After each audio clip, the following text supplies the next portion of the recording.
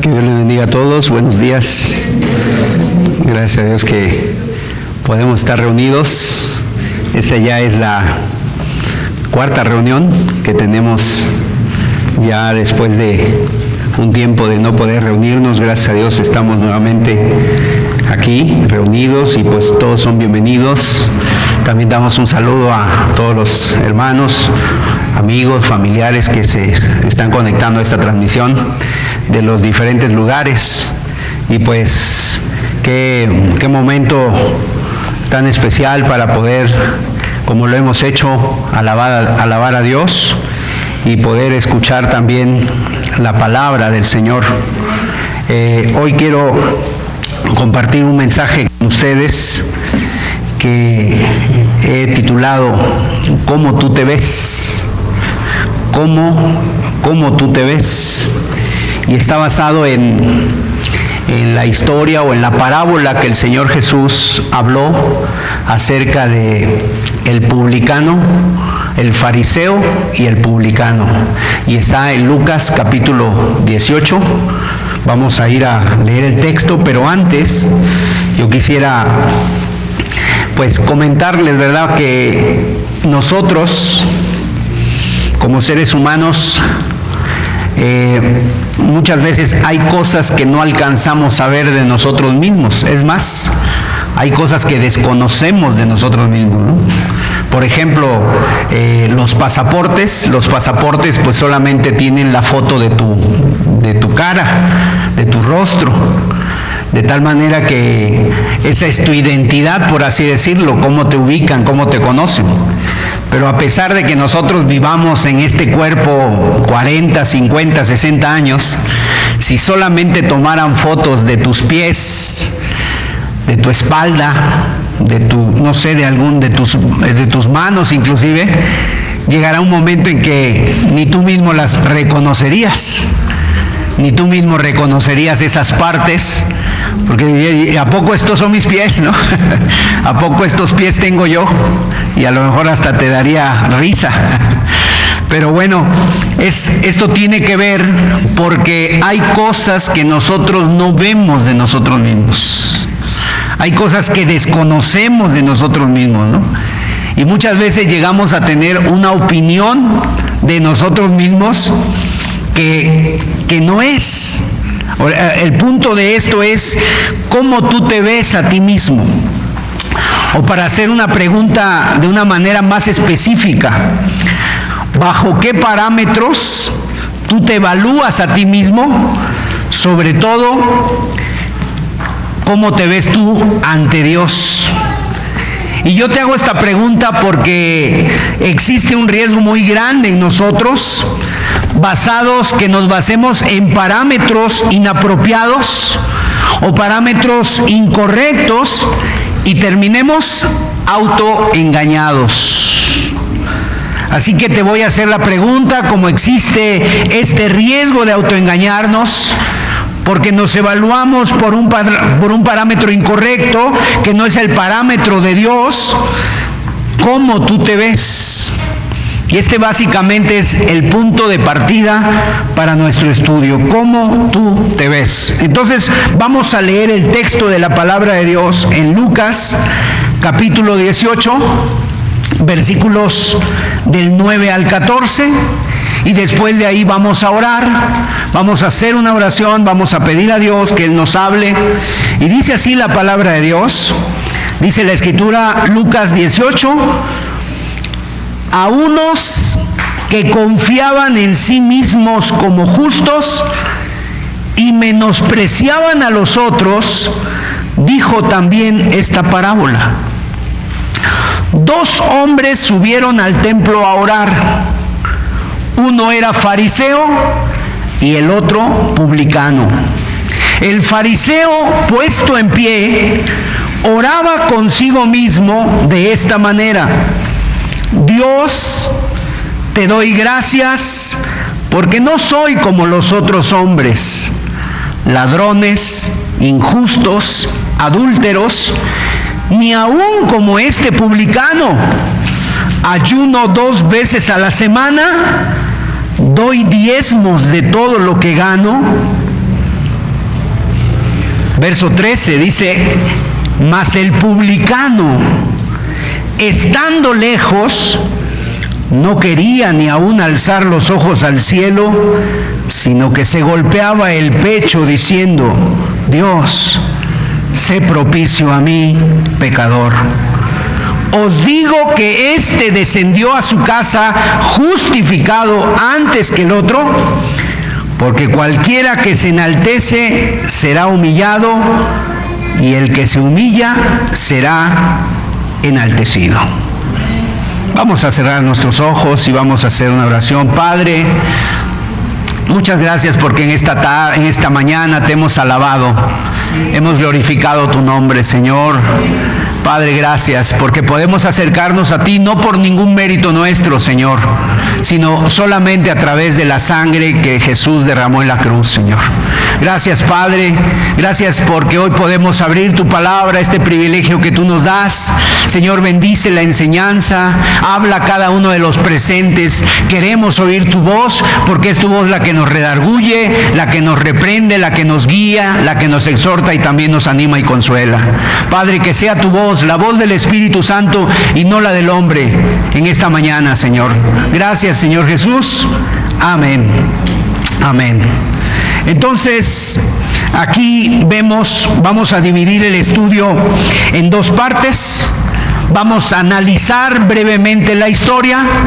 En segundo lugar, vamos a ver la aplicación, la enseñanza espiritual que tiene la parábola para nosotros.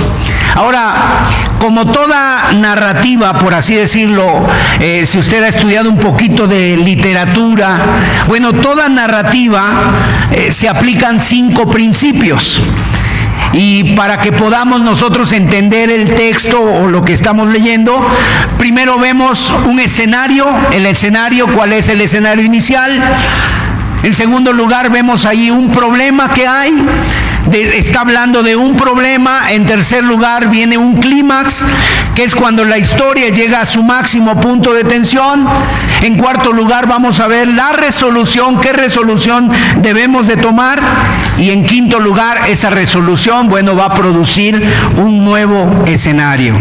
El escenario inicial de la historia, lo que vemos aquí, es que Jesús dirigió esta parábola a personas que estaban escuchándolo. Y esas personas que lo estaban escuchando, pues el Señor Jesús no tenía necesidad de que nadie le diese testimonio del hombre, sino que Él conocía lo que había en el hombre. Y dice la palabra que a las personas a las que les estaba hablando esta parábola eran personas que se creían o se veían como justos y menospreciaban a los demás. O sea, la parábola tiene una dirección, va dirigida a aquellas personas que se veían como justos y menospreciaban a los demás. Y entonces es ahí cuando comienza la historia. Y la historia nos va a hablar de 2 personajes principales en esta parábola. El lugar donde están ubicados es el templo de Dios, es el templo, el lugar santo, o el lugar donde entraban las personas a orar. Y bueno, allí estaba en el templo, o sea, y ahora el templo, todo israelita iba al templo a orar por una sencilla razón, porque la presencia de Dios estaba ahí. Ahora, usted me dirá, pero hermano, ¿no está Dios en todo lugar? Sí, Dios es omnipresente, pero el hecho de que esté en todos los lugares del universo o para sostener no quita que Él ha escogido cierto lugar de su creación para morar ahí, y en este caso era el templo, ¿no? Ahí estaba Dios de manera especial y era el lugar donde la gente iba a orar. Ahora, en términos contemporáneos, para nosotros ya no necesitamos un templo. La palabra de Dios dice que ahora el templo del Espíritu somos nosotros, los cristianos. Entonces podemos orar, ya no es un edificio, sino que ahora es el pueblo, ¿verdad? Entonces el punto ya no es el dónde, sino ahora el punto es con quién. ¿Con quién? O sea, en otras palabras, Jesús dijo, donde 2 o 3 estén reunidos en mi nombre, yo ahí estoy en medio de ellos. Así que en términos contemporáneos, la escena tiene un lugar o tiene un aspecto en una iglesia local. Ahora, esa es la escena del estudio. Y mire, el Evangelio de Lucas, sobre todo Lucas, él era un médico, él era un científico, además era un historiador. Él dejó su profesión para irse con el apóstol Pablo a los viajes y él escribe 2 libros de la Biblia. ¿Ustedes saben cuáles son? Bueno, el Evangelio de Lucas y el libro de los Hechos. Y en el Evangelio de Lucas, sobre todo, lo que hace él es hablar acerca de las doctrinas de la salvación. Él reitera mucho las doctrinas de la salvación y, por ejemplo, nos habla de ciertas parábolas que el Señor Jesús habló, como la parábola de las 100 ovejas, donde el pastor se da cuenta que le falta una, deja las 99 y va por aquella que se había perdido y la trae al redil, y entonces le produce gozo. La salvación también es como la parábola del hijo pródigo, un hijo que se va y se va lejos, y cuando lo ha malgastado todo, dice la Biblia, y vive en miseria, entonces regresa, y cuando el padre le ve venir, el padre sale corriendo, sale a su encuentro y lo abraza y lo recibe con mucha alegría. Así es la salvación. Y en esta parábola también encontramos precisamente un punto muy importante acerca de la salvación, o sea, un requerimiento, una condición espiritual que se necesita para que una persona pueda ser salva. Si usted está interesado en la salvación, si usted está interesado en su salvación, hay un elemento importante y muy concreto de la salvación. ¿Cuál es? La humildad.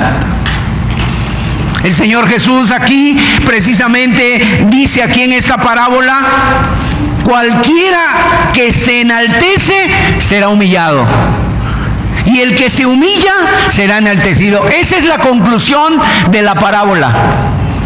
A eso nos quiere llevar el Señor con esta historia, que lo importante está no en lo que hablemos, no en cómo nos veamos externamente, que lo importante está aquí. Y obviamente cuando hay algo aquí, esta condición espiritual que es la humildad, va a haber cambios acá.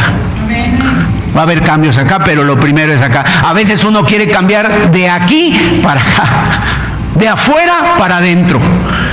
Pero esos cambios no son los que Dios quiere. Lo que Dios hace no es así. Lo que Dios hace es de adentro para afuera.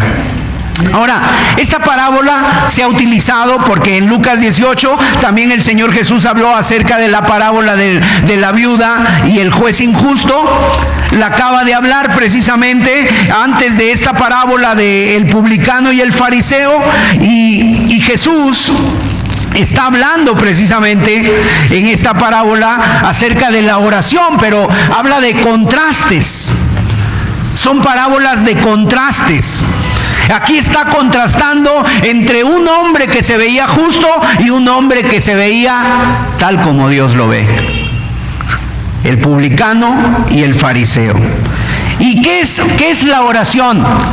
Bueno, la oración, para no entrar en tanto de descripción o de alguna manera cómo describirla, la oración es hablar con Dios. Hablar con Dios. Entonces la conclusión a la que el Señor nos está llevando es que está hablando de la salvación, y dice aquí que este publicano descendió a su casa. El publicano descendió a su casa justificado, quiere decir perdonado, quiere decir justificado de sus pecados. Nos está hablando de la oración, porque la oración, ¿saben qué es? A final de cuentas, es un reflejo de lo que hay en nuestros corazones. La oración expresa lo que hay en nuestro interior. Y en este caso se habla de dos tipos de oración: la oración del fariseo y la oración del publicano. Y estas oraciones son lo que sabemos de estos personajes, pero es lo que hay y lo que está expresando en sus corazones, lo que está expresando lo que hay en sus corazones. En el corazón de uno, por ejemplo, del primero, del fariseo, hay autojustificación, hay religiosidad, hay méritos propios. O sea, él no ve, él se ve a sí mismo de otra manera a cómo debe de verse delante de Dios. Mientras que en el otro, en la oración del otro, hay convicción, contrición. Hay contrición, que quiere decir tristeza, hay arrepentimiento, hay humillación delante de Dios. Y fíjense ustedes qué distintas pueden ser las oraciones. Aquí podemos venir todos, pero mire qué distintas pueden ser nuestras oraciones, porque los corazones son muy distintos. Estos dos personajes que el Señor nos presenta y nos da una conclusión de que uno regresó a su casa peor que había venido, y el otro regresó perdonado, justificado. Uno se fue con su oración contestada, a otro Dios no le contestó sus peticiones. A otro ni siquiera lo escuchó. Entonces el paisaje o la figura que nos dibuja esta parábola es tremendo. Y fíjate cómo el Señor es muy específico y de una manera magistral, en medio de una enseñanza, de una sencilla ilustración, sabe exactamente lo que nos quiere decir. Porque la palabra de Dios es viva y eficaz y penetra hasta partir el alma. Entonces vamos a ver en primer lugar la oración del fariseo. ¿Quién eran los fariseos? Miren, los fariseos era un grupo religioso que existió o empezó a existir en el pueblo de Israel cuando los griegos conquistaron a Israel. Esto sucedió allá por el año 500. Hubo un hombre llamado Antíoco Epífanes, y este hombre lo que hizo fue, inclusive le llamó Daniel la abominación desoladora. ¿Por qué? Porque este hombre, entre otras cosas que hizo, fue que corrompió el culto a Dios. Y obviamente muchos judíos participaron también, aunque algunos se mantuvieron firmes. En ese tiempo hay un libro inclusive que se llama Los Macabeos, que narra precisamente eso. Bueno, en ese tiempo este hombre, entre otras cosas, levantó una estatua de Zeus en el templo. Y llegó a sacrificar un cerdo en el lugar santísimo de Dios. Y obviamente muchos se levantaron en contra de eso, y entonces ahí surgió el grupo de los fariseos. La palabra fariseo quiere decir los apartados, los separados. Eran personas que ellos querían instaurar el culto, la pureza del culto. Ahora, recordemos que en la historia de la Escritura hubo muchos fariseos, o hubo algunos fariseos insignes que aparecen en el relato. Por ejemplo, está Saulo de Tarso.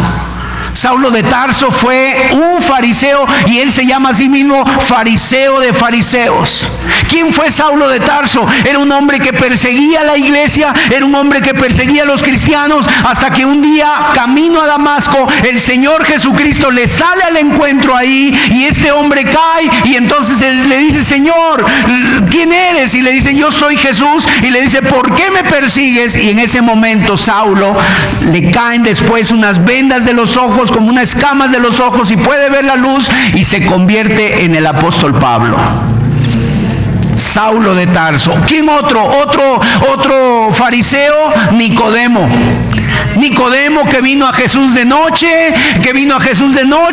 él quería conocer más del Señor Jesús, y viene de noche, como que no quería perder su reputación, sus amigos, su influencia que tenía. Y Jesús, cuando él le dice: maestro, sabemos que has venido de Dios, porque nadie puede hacer las cosas que tú haces si no está Dios con él. Inmediatamente Jesús le dice: tienes que nacer de nuevo.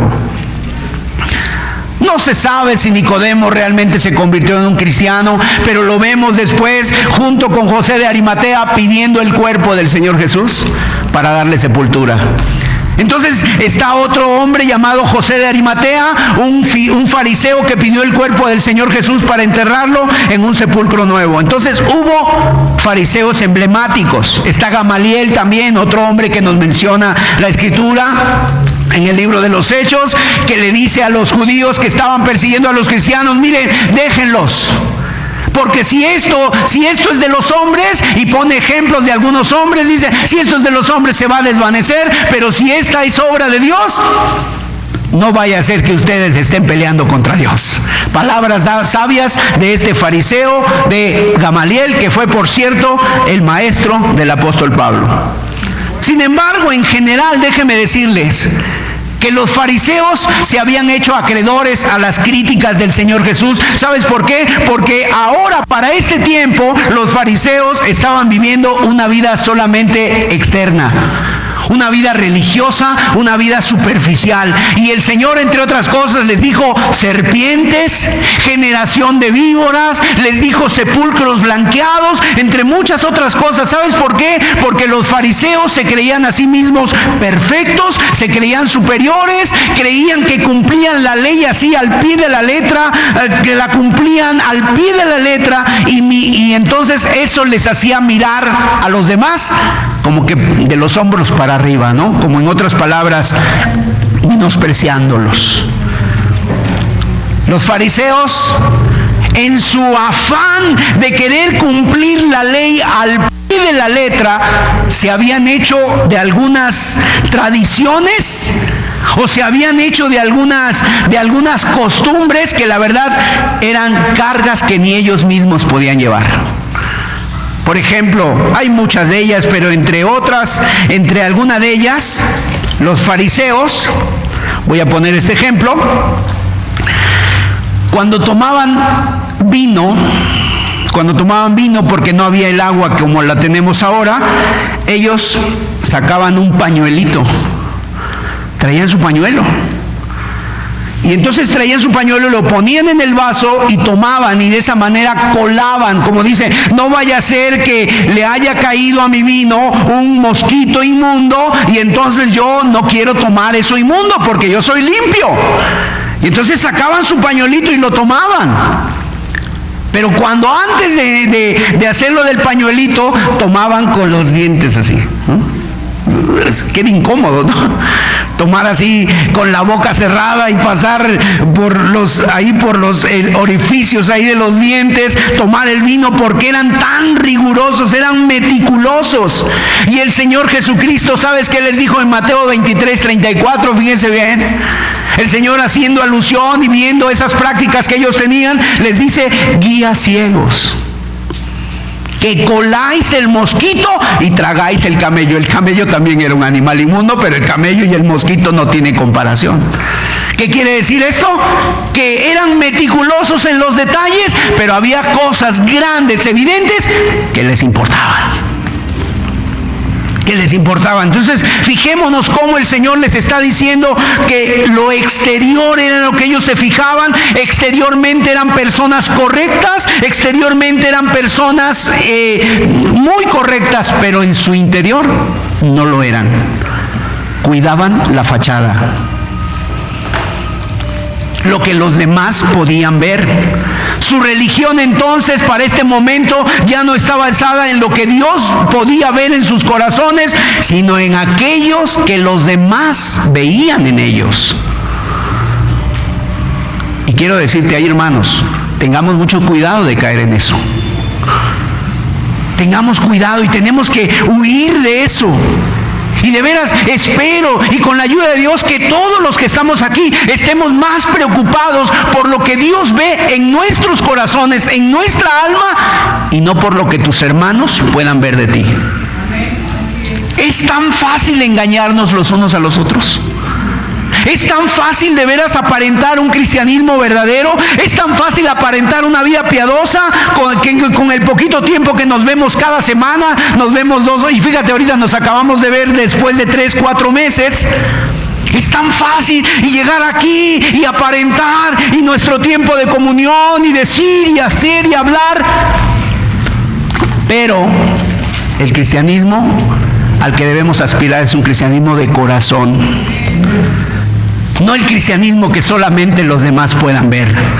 El cristianismo que solo Dios puede ver en lo profundo de nuestros corazones. Entonces el primer personaje que escoge el Señor para hablar en esta parábola es todo aparente, todo fachada. Es impresionante. Tiene un currículo excepcional. Es una apariencia, una maravilla, por así decirlo. Y el otro personaje que Jesús nos narra en esta breve parábola es un publicano. A propósito, esa palabra publicano es una palabra que se le puso en la Biblia, en la Reina Valera, se le puso también en la Biblia inglesa, o sea, la Biblia que se tradujo por William Tyndale, un hombre que era un inglés que tradujo la Biblia del hebreo y del griego al inglés, y de ahí aparece la palabra publicano. Pero sabes una cosa, ¿a qué se refería en esa Biblia? Por ejemplo, los publicanos eran en Inglaterra, cuando el rey le dijo, bueno, estás traduciendo la Biblia, pero eso de publicano, ¿quiénes son? No, pues son los recaudadores de impuestos, que era gente mala. Entonces el rey dijo, no, eso no le pongas ese nombre, porque como los que recaudan impuestos para mí van a ser malos, para mí no lo son. Entonces le pusieron los pubs, porque eran los dueños de los pubs. ¿Sabes qué son los pubs? En Europa, en Inglaterra, los pubs son los bares, las cantinas. Entonces dice, a esos, ponle a esos. Pero en sí la palabra es recolector de impuestos. ¿Quiénes eran los recolectores de impuestos? Eran personajes de la peor reputación en aquella época. Y bueno, yo creo que un recolector de impuestos hasta el día de hoy seguramente no tiene buena reputación, pero en aquel tiempo tenía mucho más o peor reputación. ¿Quién era un recolector de impuestos? Era un judío trabajando para los romanos. O sea, un judío era considerado un traidor, había traicionado a sus hermanos y entonces se había unido al enemigo, y el enemigo, el romano, lo mandaba a él. Como conocía a la gente, conocía los negocios, conocía a las familias, les podía cobrar impuestos y los conocía y trabajaba para el enemigo opresor. Y entonces los publicanos no solamente hacían eso, sino que lo peor, cobraban más de lo debido, por lo tanto se hacían ricos de la noche a la mañana. No había publicano que no fuera rico. Eran personas que se hacían ricos de la noche a la mañana, eran personas, por así decirlo, que tenían grandes ganancias, vivían vidas disipadas, vivían vidas que sinceramente daban mucho que desear. En la Biblia se habla de publicanos, varios de ellos, seguramente ustedes recuerden algunos. ¿Puede decir alguien alguno? Mateo el publicano. Ahora, ¿quién otro? Zaqueo el publicano, un hombre pequeñito de estatura, que cuando viene Jesús lo ve venir y él quiere verlo, sube a un árbol para poder verlo donde estaba, y en esa ocasión dice la Escritura que Zaqueo conoce al Señor, ¿verdad? Porque Jesús se acerca por ahí, lo ve en el árbol y le dice, date prisa, Zaqueo, desciende, porque hoy es necesario que yo esté en tu casa. Y Zaqueo va a su casa y dice la Escritura que le prepara una comida al Señor, pero cuando él llega a su casa, él ve todas las cosas, muchas cosas robadas, muchas cosas de fraude, muchas cosas fraudulentas, y él empieza a hacer una limpieza en su casa. Y cuando llega el Señor, se levanta y le dice, Señor, si a los que he robado la mitad de mis bienes voy a dar a los pobres, y si a alguien he robado lo regreso cuadruplicado. Y Jesús dice, hoy ha venido la salvación a esta casa. Lucas 19, verso 8. Este es un pasaje impresionante. Hermoso. Entonces Zaqueo, puesto en pie, dijo al Señor: he aquí, Señor, la mitad de mis bienes doy a los pobres, y si en algo he defraudado a alguno, se lo devuelvo cuadruplicado. O sea, ¿qué vemos en Zaqueo? Frutos dignos de arrepentimiento. Había cambiado la vida de Zaqueo hasta el punto que el mismo Señor pronuncia estas palabras y dice en el verso 9: hoy ha venido la salvación a esta casa. O sea, ¿nos queda duda que Zaqueo fue salvo? No, porque el mismo Señor pronunció esta palabra: hoy ha venido la salvación a esta casa, por cuanto él también es hijo de Abraham. Y además añade el Señor en el verso 10: porque el Hijo del Hombre vino a buscar y a salvar lo que se había perdido. Pero Zaqueo no solamente era un publicano, era el jefe de los publicanos. O sea, era peor todavía. Así de chiquito como estaba, era muy grande en maldad. Y también vemos otro hombre llamado Mateo, que ustedes mencionaron.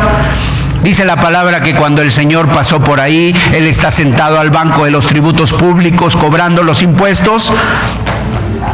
Y dice que el Señor se acerca y le dice solamente una palabra: sígueme. El llamado del Señor Jesús a Mateo fue claro, fue directo, fue sencillo, pero fue preciso.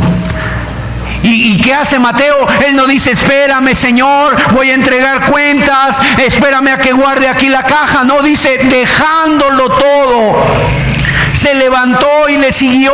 Ahí quedó su antigua vida de Mateo. Ahí quedó la caja, ahí quedó la mesa, ahí quedó su antiguo trabajo, ahí quedó su pasado. Y él agarró y se fue a seguir al Señor Jesús. Entonces estos son los dos personajes de los que Jesús habla en su parábola. Uno es fariseo y otro es publicano.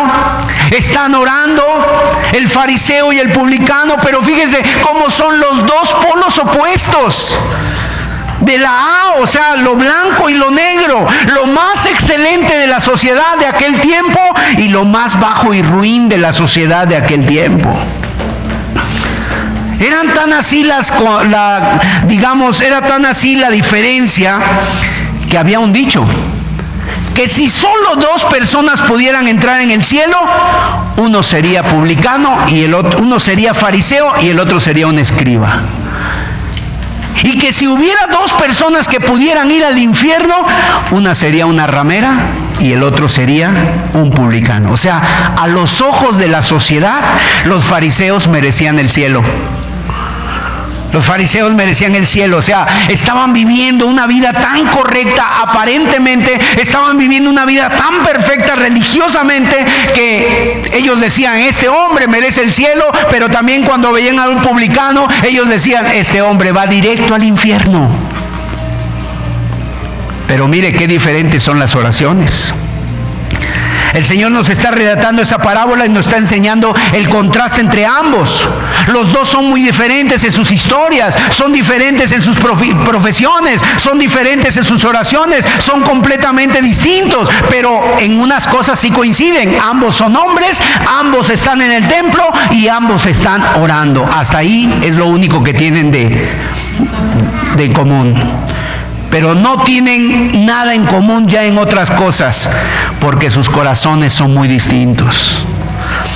Vamos a ver la oración del fariseo entonces. Versículo 11, por favor, y verso 12. El fariseo, puesto en pie, oraba consigo mismo de esta manera: Dios, te doy gracias porque no soy como los otros hombres, ladrones, injustos, adúlteros, ni aún como este publicano. O sea, hasta pareciera que lo estaba señalando, ¿verdad? No soy como los otros hombres, ni aún como este, ¿no?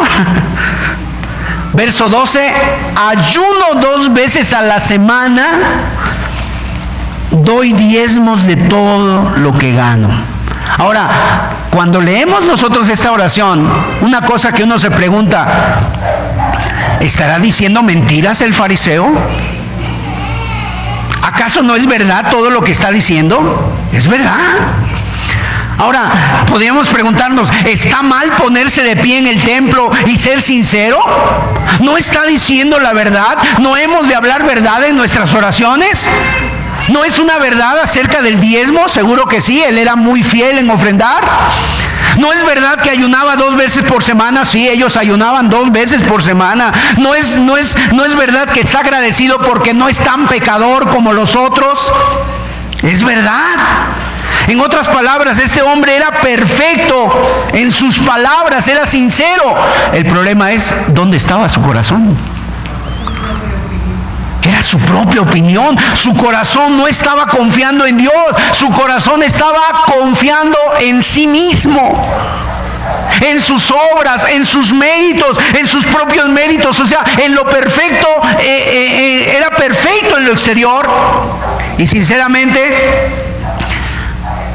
inclusive si estuviera aquí puede ser que nos engañara. Y puede que haya un fariseo en medio de nosotros. Y nosotros podamos decir, wow, hermano, qué creyente, qué cristiano. Yo lo invito a cenar a la casa, hermano. Le voy a pedir un buen consejo, ¿no? Porque exteriormente los fariseos engañaban a mucha gente porque tenían, dice la Escritura, apariencia de piedad. Ahora, ¿qué hay de malo en lo que él dice? ¿Qué hay de malo? En lo malo hay algo que nosotros no vemos, que es su corazón. Pero Dios sí lo ve. Dios sí lo ve. Su corazón, ¿cómo está? Está lleno de orgullo, su corazón está lleno de soberbia, su corazón está lleno de altivez, está lleno de vanagloria, está lleno de autojustificación. Y aquí dice la Escritura algo, dice, el fariseo puesto en pie. ¿Hay algo malo de ponerse en pie en la iglesia? No. Pero el Señor nos está ofreciendo ese contraste entre el publicano. ¿Cuál es el publicano? Él está probablemente tirado en el piso, el publicano. No está de pie, es más, no se atreve ni siquiera a levantar su mirada, porque está muy consciente de su pecado, está muy consciente de su miseria espiritual. Sin embargo, también nos dice algo del publicano. El publicano estaba lejos y el fariseo estaba cerca. La pregunta es, ¿cerca de qué y lejos de qué? Bueno, el fariseo estaba hacia el frente, hacia el lugar santísimo, muy cerca de la presencia de Dios. O en otras palabras, él se cree que puede estar muy cerca de la presencia de Dios. ¿Sabes dónde estaba el lugar? El tabernáculo, el templo estaba dividido en 3 partes.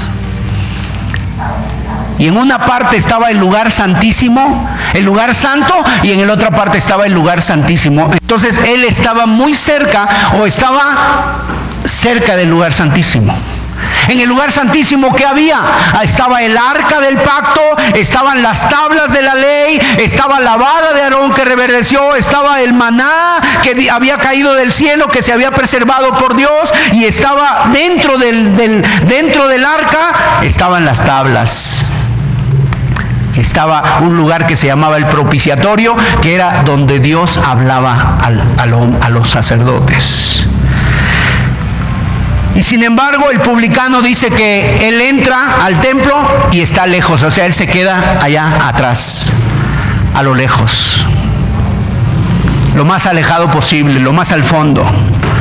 Es indigno, dice, yo no me puedo acercar, no soy digno, no soy de aquí.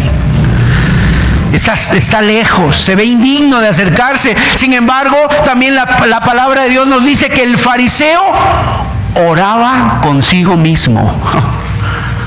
Oraba consigo mismo, o sea, no oraba con Dios, oraba consigo mismo.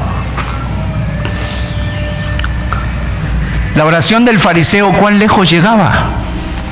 ¿Has oído esta frase? Esa oración no llega ni al techo.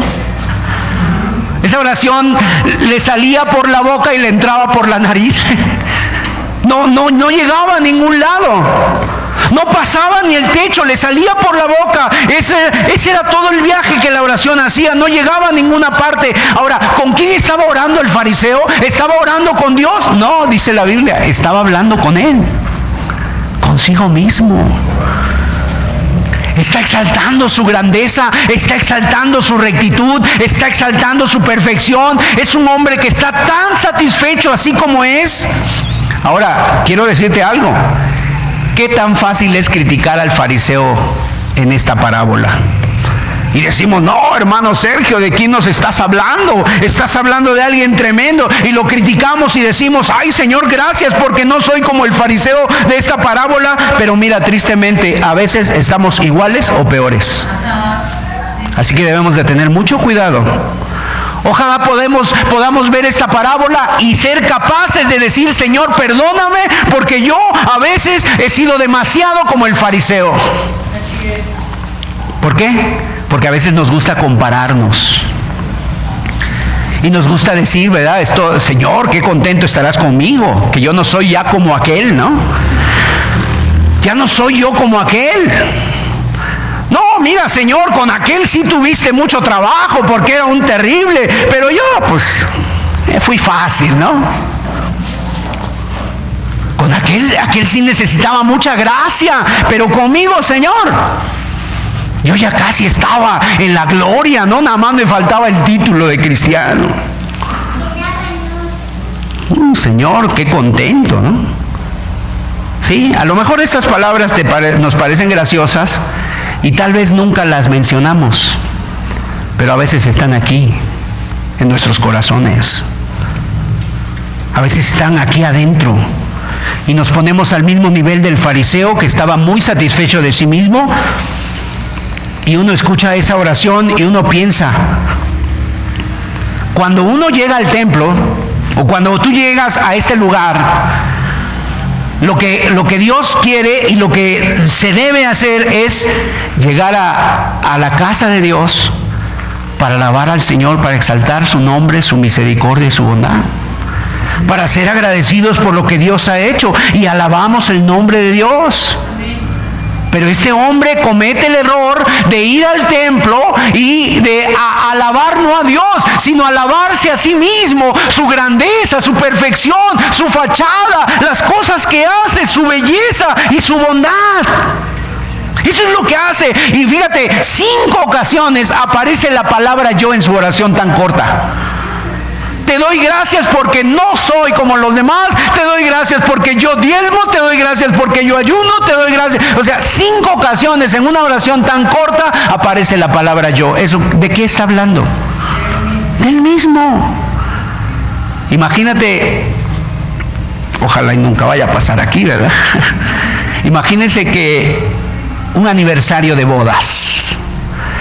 Que en un aniversario de bodas que tú tengas 25 años, 30 años, ¿no? O no sé cuántos años, pero de repente que llegues al aniversario de bodas, hermano, queremos hacer un culto, una reunión de acción de gracias, y entonces el hombre, no quiero decir quién, ¿verdad? Pero el hombre esté ahí al frente y ve a su esposa en los votos y le diga, cuán feliz debes estar de haberte casado conmigo. Te felicito por tan buena decisión que tomaste, ¿no? La mejor decisión de tu vida fue casarte conmigo, porque yo soy muy trabajador, no soy tan feo como fulano, ¿verdad? ¿Te has fijado que soy más alto que él, que otros? Soy mucho más guapo, listo, trabajador, modesto. ¡Qué suerte tienes, cariño! Imagínense la esposa cómo estaría en ese momento, ¿no? Llorando a lo mejor, pero no de felicidad, ¿no? ¿Cómo serían unos votos? Sería agradecer por tu esposa. ¿Sí o no? O sea, gracias porque soy el hombre más afortunado de haberme casado contigo. Porque siempre has estado a mi lado, me has apoyado, no me has dejado. Gracias porque hasta aquí hemos llegado y ha sido por ti. ¿Sí me entiendes? O sea, sería una alabanza hacia ella. Sería reconocer quién es, de que realmente nosotros solos no podemos. Pero lo que está haciendo este fariseo es como el ejemplo que te acabo de describir. Llega al templo cantando alabanzas de quién es él. Cuando hemos de venir a la presencia de Dios a alabar a Cristo, a exaltar el nombre del Señor, porque nosotros somos los más afortunados de tenerle a Él. No Él es el afortunado de tenernos a nosotros, sino nosotros somos, ¿verdad? Porque ¿quiénes seríamos nosotros sin Él? Nada. Seríamos totalmente basura, perdidos, o sea, el camino al infierno. Y obviamente hay mucha gente que así piensa. Mucha gente que dice la Biblia se justifican a sí mismos. Dice la Biblia en Lucas 16:15, dice, hay cosas que para Dios, dice que para los hombres parecen sublime, delante de Dios son abominación. De repente tú vas con una persona y le dices, tienes que arrepentirte. ¿Arrepentirme yo? ¿De qué? ¿De qué me tengo que arrepentir? Yo no he matado a nadie, hermano. Yo no he robado a nadie. Yo no le he hecho daño a nadie. Dios no tiene nada que perdonarme. Y la verdad, esos son los incrédulos. Pero hay muchos cristianos que podemos caer en este gran peligro y en esta tentación de sentirnos satisfechos con nuestra vida cristiana. Y cuando estamos llenos de orgullo y de soberbia, como este hombre, como este fariseo, estamos, ¿sabes cómo dice la Biblia? Absolutamente ciegos.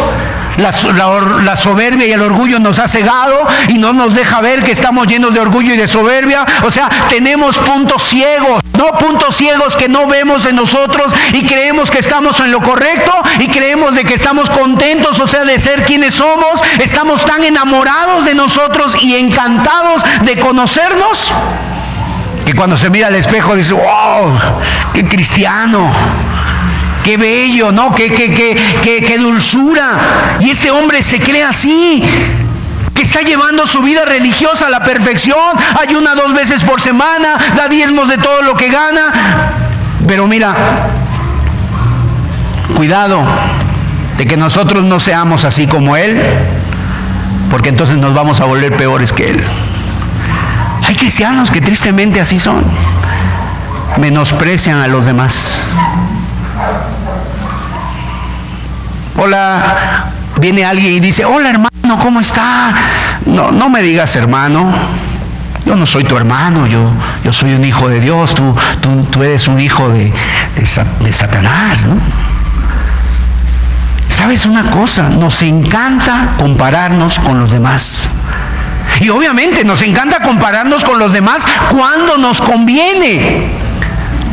Cuando crees que te has portado mal como padre, cuando crees que te has portado mal como esposo, de repente empiezas a pensar aquí en tu radar y dices, no, pero yo soy mejor que fulanito, porque fulanito él sí ha tratado muy mal a su esposa. Siempre, yo no soy tan malo. Cuando en tu trabajo te han llamado la atención como trabajador y de repente tú buscas un compañero de trabajo que sea peor que tú y dices, no, pero yo no soy como fulano, él sí a cada rato le llama la atención, a mí nada más una vez al mes. Nos encanta compararnos con los demás siempre y cuando salgamos ganando en la comparación. Y cuando tú haces eso, estás haciéndote igual que el fariseo. Igual. ¿Quieres compararte? ¿Realmente quieres usar esa comparación? Bueno, tienes que compararte con Jesucristo. Él debe ser el motivo de nuestra comparación. Entonces tú verás cómo tendrás que ser como padre, como trabajador, como esposo, como cristiano. Tú vas a poderte comparar de una manera correcta, como en la dirección correcta. El punto de comparación no son los demás, el punto de comparación es Cristo. Es Cristo. Miren, qué diferente hubiera sido la oración de este fariseo si él hubiera dicho, si es cierto, yo no soy ya como él, no soy como los otros, pero comparado contigo, Señor, sinceramente yo soy malo. Yo no tengo nada de lo que tú tienes. Tú eres santo, tú eres puro, tú eres amor, tú eres bondad. ¿Me estás comprendiendo? Compárate con aquel que te tienes que comparar. Compárate con Dios. ¿Eres santo como Dios es santo? ¿Eres humilde como el Señor Jesucristo, que dice la Biblia que se humilló hasta lo sumo, el Señor? ¿Eres bueno como Él? ¿Estás lleno de bondad? ¿Amas como Él ama? Si la respuesta es no, pues entonces espero que en esta tarde tú puedas llegar y decir: Señor, necesito de tu gracia. Todavía no tengo nada, Señor. El cristiano, aunque ya se salvó y por la gloria, por la gracia de Dios, tenemos algún tiempo caminando, pero la salvación es cada día, mis amados. Es luchar, es resistir, es prevalecer, es ser humilde, es estar en comunión con Dios, es la gracia, es decirle: Señor, ayúdame, que yo no puedo, no tengo nada en mí. Necesito más de tu paciencia, necesito más de tu misericordia, necesito más de tu poder, de tu perdón, Señor. Necesito más de ti para continuar hacia adelante. Pero cuando estamos llenos de soberbia, ¿para qué oro? Ya oré en la comida, ¿no? ¿Para qué leo la Biblia? Ay, mañana. Ahorita no tengo tiempo, ¿no? Ahorita estoy muy ocupado, mañana. ¿Y sabes qué? Por eso muchas personas, tristemente, no porque el leer, o sea, no el leer por el leer o orar por orar, sino porque eso está hablando de algo aquí adentro, de la humildad del corazón. ¡Qué contraste! Estas parábolas son de contrastes. Tanto es la parábola del contraste entre el publicano, la mujer, la viuda y el juez injusto, y también es de contrastes el fariseo y el publicano. Y estamos viendo qué contrastes, qué contrastes. Qué contraste cuando llegamos al versículo 13 y nos encontramos no con una oración larga, sino con una oración corta y sencilla, la del publicano. Nos dice que el publicano, estando lejos, no quería siquiera levantar sus ojos al cielo, sino que se golpeaba el pecho diciendo: Dios, sé propicio a mí, pecador. Y el publicano estaba lejos, o sea, no se atrevía a acercarse al lugar santísimo, no se acercaba a ese lugar santo. Había un peso enorme entre él, en su vida, de ver la santidad, la gloria de Dios. En el libro de Habacuc dice: Jehová está en su santo templo, calle delante de él toda la tierra.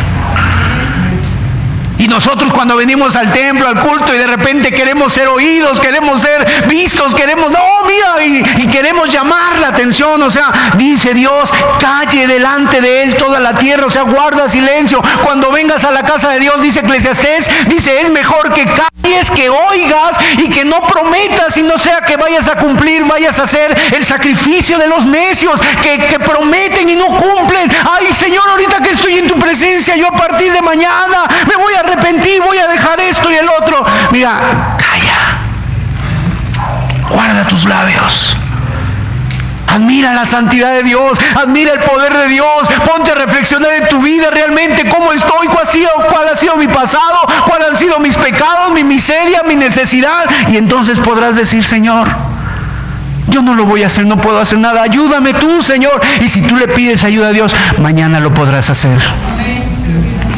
El verdadero arrepentimiento en nuestros corazones necesariamente nos tiene que llevar a ver la grandeza, en primer lugar, de nuestro pecado, pero también la grandeza de nuestro Dios y la santidad de Dios. Y cuando vemos la grandeza de nuestro pecado, pero vemos la santidad de Dios, entonces la diferencia se hace muy grande y nos sentimos totalmente indignos.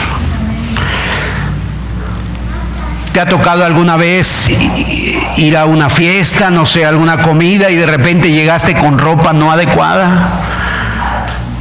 Y ni siquiera querías entrar porque decías: no, ese lugar no es para mí, no vengo preparado. Bueno, así estaba este hombre.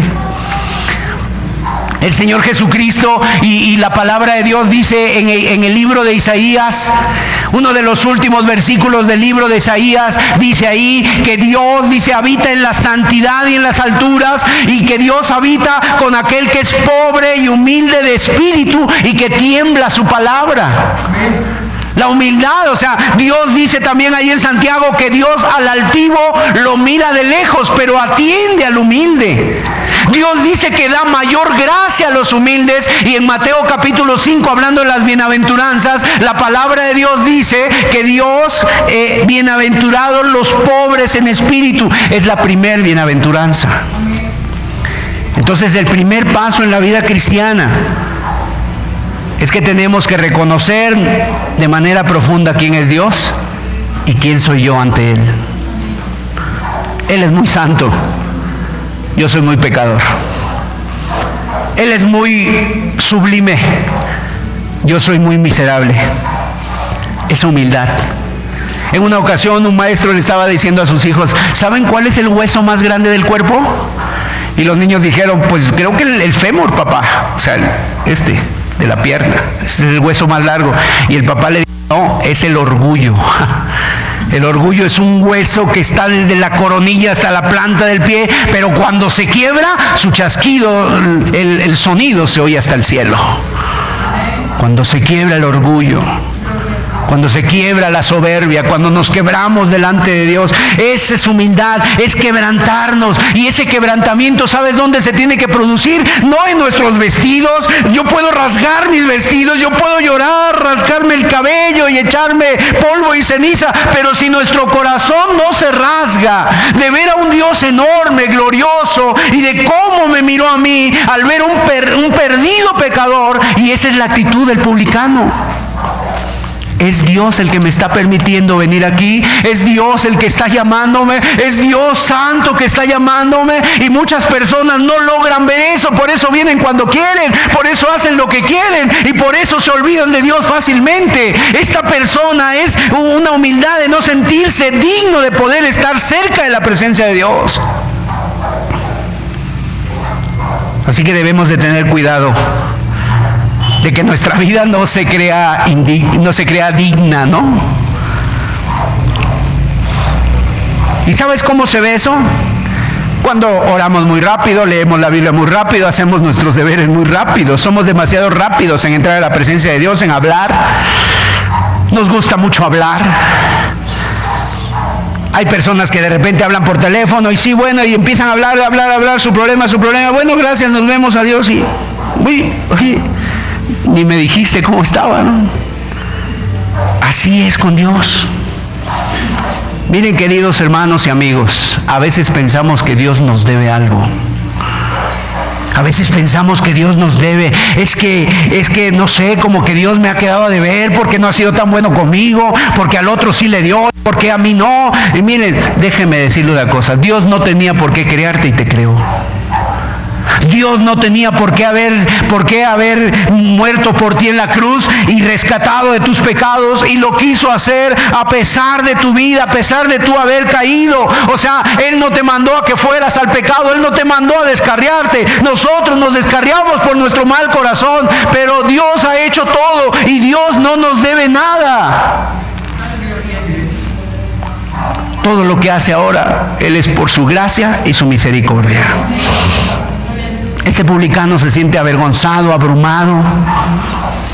No quiere alzar sus ojos ni siquiera al cielo, al techo. Le da vergüenza levantar la vista. No vaya a ser que se encuentre con la mirada santa de Dios. Yo no sé si a ti te ha pasado que en algún momento has ofendido a alguien, tu padre, tu madre, no sé, te cachó en alguna mentira, te fuiste, no sé, con algún hombre, y de repente después de un tiempo, bajo una vergüenza, una convicción, veniste un quebrantamiento en tu corazón, te acercaste a pedirle perdón, no querías ni mirarle a los ojos.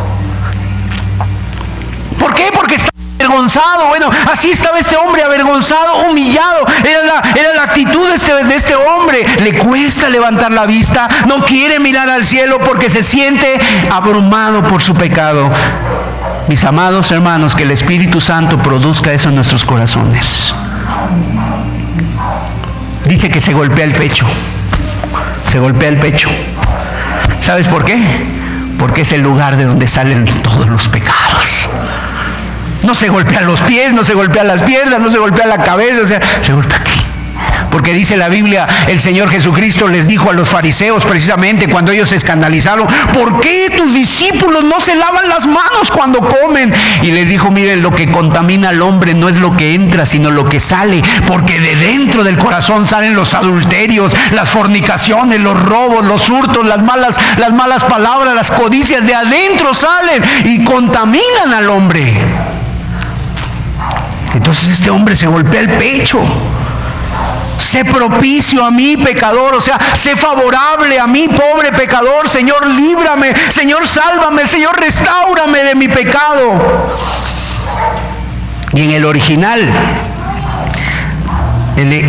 original, la palabra dice: sé propicio a mí, el pecador. Y ese artículo "el" ya le da algo de más peso. ¿Qué quiere decir? Como si estuviera diciendo: soy el pecador por excelencia, soy el peor de todos.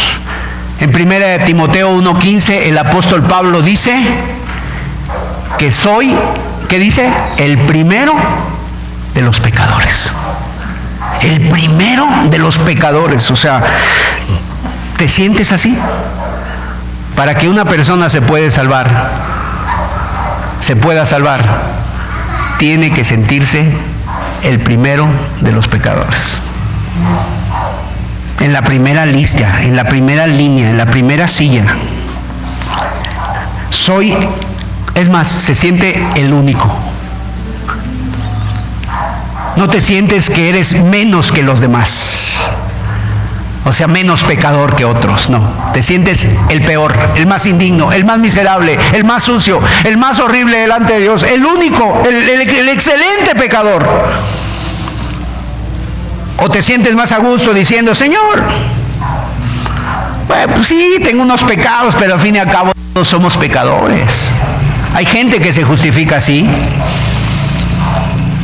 La palabra de Dios dice en Proverbios 28:13: el que encubre sus pecados no prosperará, mas el que los confiese y se aparta alcanzará misericordia. Señor, perdóname porque yo soy el pecador.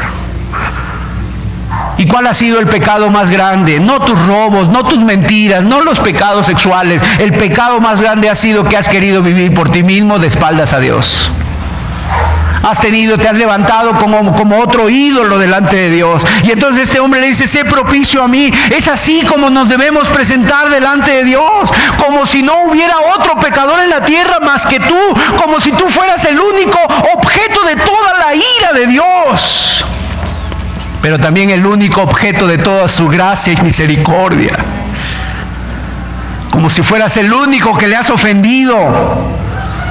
Este publicano tiene esa actitud, está muy consciente de su pecado, de su bajeza, de su condición, de su miseria. No se atreve a acercarse al lugar santísimo, está con la mirada agachada, está avergonzado delante de Dios, y su oración empieza diciendo: Señor, ten misericordia. O sea, él está poniendo a Dios primero y después él. A diferencia del publicano, el fariseo se pone primero él y luego a Dios. Ahora, los resultados de estas oraciones, ¿cuáles son? Son completamente distintas. La actitud de ellos es completamente diferente, ¿no? Vamos a ver el versículo 9. A unos que confiaban en sí mismos como justos y menospreciaban a los demás. ¿A quién está dirigida esta parábola? A personas que confiaban en sí mismas. O sea, está hablando a religiosos. ¿Cuál es lo peor de la religión? Lo peor de la religión es que la gente llega a confiar en sus méritos, que la gente llega a confiar en sus obras, que la gente llega a confiar pues hasta en su atuendo. Eso es lo peor. Y mientras Jesús explica esta historia del fariseo que está orando y el publicano también en el templo, la mayoría de las personas, ¿sabes qué están haciendo? Se están identificando con el fariseo. Pero Jesús, como siempre, sorprende al final de la aplicación de esta parábola. Porque muchos de ellos, cuando Jesús estaba describiendo la oración del fariseo, muchos seguramente estaban diciendo: amén, amén, así se ora, Señor. Ayuna 2 veces por semana, igual que yo. Diezma, igual que yo. O sea, bien, amén. Pero cuando Jesús habla del publicano, a lo mejor ellos dicen, ¡ay, qué vergüenza! ¿Cómo se le ocurre? ¿Cómo se atreve ese publicano ni siquiera a entrar en el templo? ¡Qué osadía! ¡Qué atrevimiento! O sea, se identifican más con el fariseo. Pero cuando Jesús acaba de narrar la historia, ellos están, ¿qué pasó aquí? Sorprendidos, o sea, ellos están totalmente sorprendidos, no esperaban que terminara así la historia, ¿no? O sea, la conclusión que el Señor Jesús les da es como una cachetada con un guante blanco, es abrumadora. Porque el versículo 14, miren lo que dice: os digo que este descendió a su casa justificado, el publicano, antes que el otro ¿quién? El fariseo. Porque cualquiera que se enaltece será humillado, y el que se humilla será enaltecido. O sea, el publicano descendió a su casa perdonado, justificado. El otro, ¿cómo regresó a su casa? Igual. ¿Qué está diciendo el Señor Jesús? Una vida tan correcta como la del fariseo, y dice que regresó sin nada, con las manos vacías. Y el otro regresó justificado, perdonado, y ahí viene la verdad del Evangelio, que es la que quiere Dios grabar en nuestros corazones. No solamente que la subrayes en tu Biblia, que la palabra te marque a ti en tu corazón. El que se humilla, el que se enaltece será humillado, y el que se humilla será enaltecido. ¿Sabes por qué? Porque Cristo vino a sanar a los enfermos. Cristo vino a buscar a los perdidos. Cristo vino a buscar a lo último de la tierra.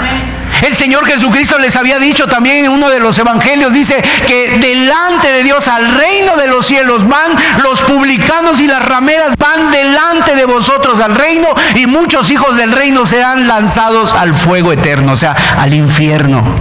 ¡Qué tremendo! ¿Por qué será? Una vez leí una anécdota de Carlos Spurgeon, de que se habían convertido unos marineros, y los marineros pues eran conocidos como mal hablados, muchas veces se dedicaban a la esclavitud, a traer personas, esclavos de otro continente a su continente, y venderlos, y abusaban de las mujeres, y mataban a los hombres despiadadamente a golpes porque pensaban que no tenían alma. Pero estos marineros se convirtieron, y unas personas le preguntaron, ¿pero en verdad se pueden convertir los marineros? Y Spurgeon les decía, es más fácil que se convierta un marinero que tiene un corazón de piedra a un religioso que tiene un corazón de esponja. Porque dice, tú metes un cuchillo, una espada en la esponja, y entonces la esponja lo absorbe, pero sacas la espada y queda otra vez igual. En cambio, cuando tú vienes con la palabra de Dios, que es como el martillo, golpeas la piedra se rompe. Es más fácil que un pecador, un publicano, una ramera, se convierta, a que se convierta aquel que se cree bueno.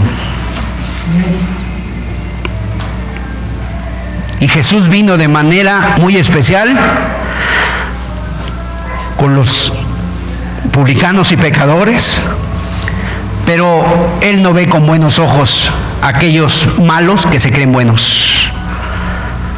¿Con qué actitud nos tenemos que acercar nosotros al Señor?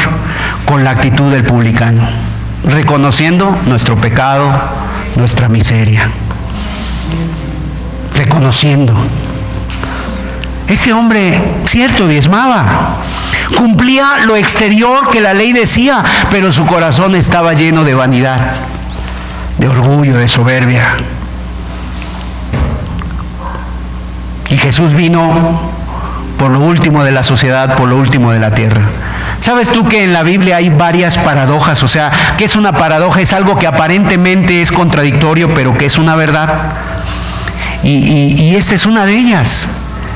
El que se enaltece será humillado, pero el que se humilla será levantado. Delante de Dios necesitamos humillarnos. Delante de Dios es morir para tener vida. delante de Dios es negarnos a nosotros mismos para poder ser vencedores. En el mundo es todo lo contrario. En el mundo es sé tú, primero tú, después tú y hasta lo último tú. Y no importa sobre quién pases, no importa sobre quién camines, no importa a quién aplastes. Y obviamente, ¿a qué nos ha llevado el mundo? A toda esta miseria que tenemos. Porque todo el mundo anda buscando lo suyo propio, pero el cristiano busca lo de Cristo. Y tenemos aquí a este hombre, a este hijo pródigo que regresó a casa nuevamente, arrepentido de sus pecados, y le pide perdón al padre, y el padre ahí lo justifica, y no sé qué habrá sentido ese hombre, pero seguramente algo sintió, alguna experiencia de haber tenido, porque regresó a su casa justificado. Qué hermoso es salir de una reunión donde ha estado la presencia de Dios y tú salir bendecido. Dios escuchó mi oración, Dios recibió mi oración. Yo voy a mi casa con esperanza, voy a mi casa con fuerza, voy a mi casa con nuevas esperanzas, nuevos bríos de seguir caminando con Dios, porque Dios es bueno. ¿A qué diferencia es salir de, ay, otra vez de esta reunión? Ya el hermano Sergio se tarda un montón. Y presentas todo tu currículo delante de Dios y todos tus méritos. Mira, mis amados, y esto nos enseña finalmente una cosa: solo hay dos religiones en el mundo. Todas las demás religiones las podemos nosotros englobar en una sola. ¿Y cuál es esa? Méritos. Es más, la palabra religión, ¿sabes qué quiere decir? Viene del latín religare y quiere decir unir lo que se había roto, o sea, lo que se había desunido. Esa es la palabra religión, o sea, son los esfuerzos del hombre por unirse con Dios. Y obviamente cada religión tiene su manera de pensar, su manera de ser, su manera de hacer las cosas, y tienes que hacer esto y tienes que hacer el otro, y de todas las religiones tú puedes englobar en eso méritos, méritos, méritos, y en un momento dado, después de que has hecho muchos méritos, tú no sabes si esos méritos te alcanzan para llegar a lo que pretendes con Dios. En cambio, el cristianismo, que no es una religión, son la voluntad de Dios de acercarse al hombre y de unir al hombre con Dios a través de Jesucristo. ¡Qué diferente! Y entonces Jesús lo hace todo. Y esas dos religiones se vienen desde el tiempo, desde el Génesis. Ahí está la religión de Caín, la religión de Abel. Caín, ¿qué fue lo que hizo? Trajo del fruto lo mejor de la tierra, dice. ¿Y cómo venía Caín? Lleno de orgullo, de soberbia, del fruto de su huerto. Lo que había traído lo había ganado con el sudor de su frente, y tal vez él pensó, con esto Dios estará contento conmigo porque lo traigo, me ha costado un gran sacrificio. ¿Y qué dice la palabra de Dios? Que Dios no miró con agrado a Caín ni a la ofrenda suya. Lo rechazó. ¿Por qué? Porque su corazón estaba lleno de soberbia. La Biblia dice en Primera de Juan que Caín era del maligno. Sin embargo, Abel, ¿qué es lo que presenta? Abel presenta una ofrenda, y en este caso es un cordero que presenta. O sea, a él no le costó el sudor de su frente. El cordero pastaba solito, el cordero comía solito, pero él ofrece la sangre de un inocente, y dice que Dios ve agradable esa ofrenda. Entonces no se trata de lo que yo pueda hacer. El Evangelio se trata de lo que Dios ha hecho por nosotros. Y es pura gracia de Dios. Pura gracia de Dios. ¿Sabes por qué? Porque tú no puedes cubrir la distancia que hay entre tú y Dios. No puedes cubrir esa distancia de la tierra al cielo. Solamente hubo alguien que sí la cubrió. Cristo Jesús, que vino desde el cielo a la tierra. Él descendió del cielo a la tierra. Él cubrió toda la distancia, y Él vino a morir en la cruz y perdonar nuestros pecados. Entonces, ¿tú qué prefieres? ¿Escoger la religión de los hombres, de méritos, de confiar en lo que tú hagas, de decir ya estoy cerca, ya he cumplido, palomita, palomita, ya esto, hice esto? No, es solamente llegar delante de Dios arrepentido, humillado, y decirle: Señor, soy un miserable, soy un pecador. Y el Señor Jesucristo es a los que justifica.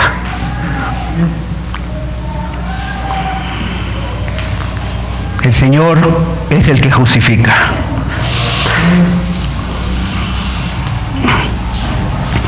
Mire, antes de orar, mientras este pecador publicano golpea su corazón, él solamente está lejos, pero él en un momento dado empieza a mirar hacia lo que está delante, hacia el lugar santísimo. Aunque le quedaba lejos, él sabía que ahí estaba el arca, sabía que ahí estaba los querubines de oro, la ley de Dios adentro, sabía que ahí estaba. Entonces él dice: ten misericordia de mí, sé propicio a mí, pecador. En otras palabras, yo estoy lejos, me siento lejos, pero solo tú me puedes hacer cercano a través de esa gracia. Que esa sea tu oración. ¿Cómo te ves a ti mismo? Mientras el fariseo canta sus alabanzas y habla de lo hermoso que es, este publicano está mirando donde tiene que mirar. Está mirando a la misericordia de Dios. Y solo por medio de ello nos podemos acercar a nuestro Dios. Deja de mirarte a ti mismo. Deja de mirarte a ti mismo.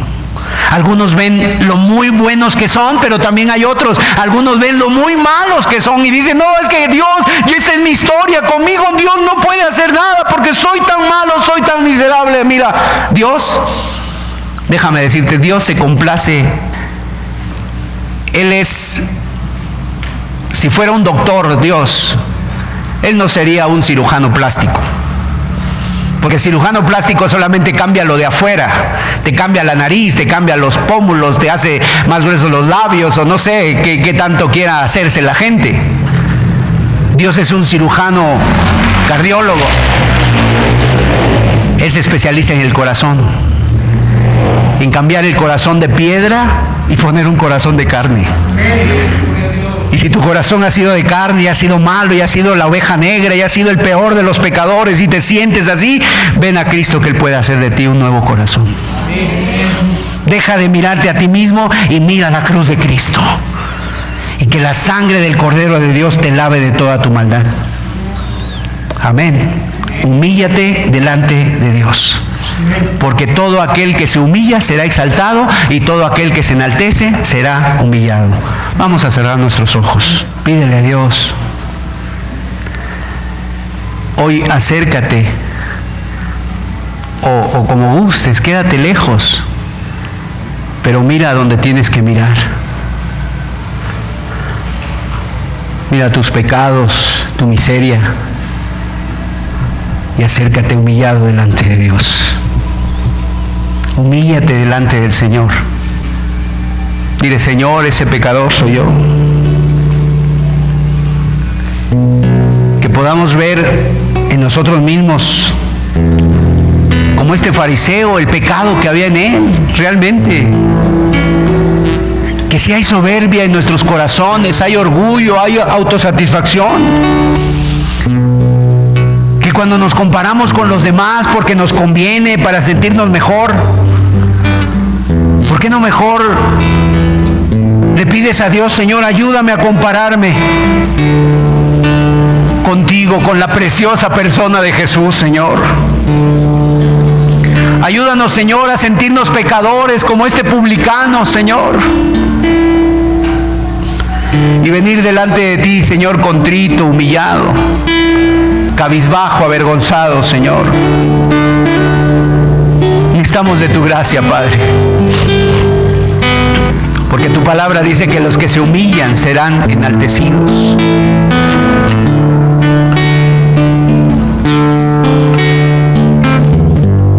Los que se humillan serán enaltecidos. Ayúdanos a seguirte a ti, Señor, a no confiar en nosotros mismos, Señor.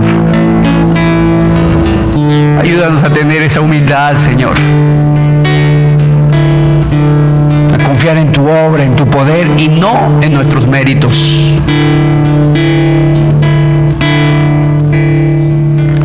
Que podamos decir, como decía Juan el Bautista: conviene que yo mengüe y que tú crezcas, Señor, que tú seas exaltado, Señor, que tú brilles, y que podamos podamos mirarte a ti como lo que eres, el autor y consumador de la fe, Señor. Oh Padre, en el nombre de Jesús, Señor, qué contraste entre estas dos personas. ¿Y qué contraste puede haber entre nosotros? Tú puedes irte a tu casa hoy como fue este publicano, perdonado. ¿Por qué? Porque hubo en él esa humildad. Dios, sé propicio a mí. Ten misericordia, ten paciencia. No tengo nada que darte, no tengo nada que ofrecerte. Te pido tu perdón y te pido tu gracia. Y volvió a su casa perdonado. Porque Jesús vino no por los sanos, sino por los enfermos. Él no vino a llamar a justos, sino a pecadores al arrepentimiento. Porque Él dijo, los sanos no tienen necesidad de médico, pero sí los enfermos. Quiero decirte, toda persona que en algún momento en su vida se ha salvado, ha tenido que hacer esta oración. Señor, reconozco que soy un pecador y que estoy perdido. Señor, en verdad, hubiera preferido no haberlo sido, pero lo soy. Lo soy, estoy en miseria espiritual, no puedo hacer nada. Solamente clamo por tu misericordia y tu gracia. Y te entrego mi vida y te doy mi corazón, Señor. Pero mira, también tú te puedes ir a tu casa en esta tarde con el orgullo de tu religión, con el orgullo de lo que haces, con el orgullo de lo que eres, de lo que tienes, y nadie te lo va a impedir. Pero el texto dice, si no te humillas, en lugar de ser exaltado vas a ser quebrantado. Porque Proverbios dice, antes de la caída está la altivez de espíritu. Antes del quebrantamiento está la soberbia. Pero qué hermoso es poder ver que alguien se humilla. Qué hermoso es poder ver que alguien dice, Señor, si me humillo, tú me vas a exaltar, Señor. Hay personas que no se humillan porque no quieren que las vean los demás. No, ¿qué van a pensar de mí? Que yo después de tantos años venía a la iglesia, me estoy arrepintiendo apenas ahora. No importa. Mientras hay vida y esperanza y estás aquí por la gracia de Dios. Y este hombre de nada pasó a ser un hijo de Dios.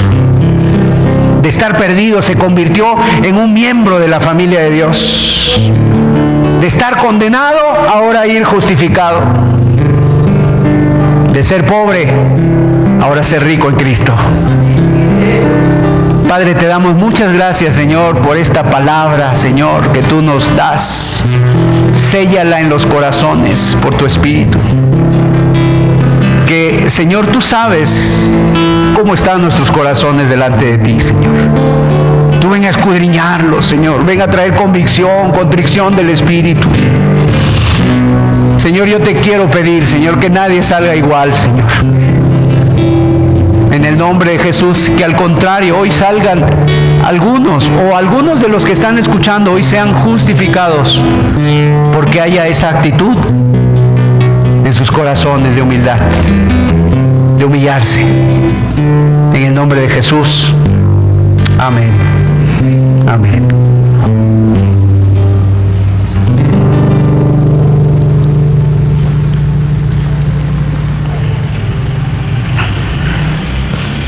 Que Dios les bendiga a todos. Terminamos la reunión. Estamos para servirles.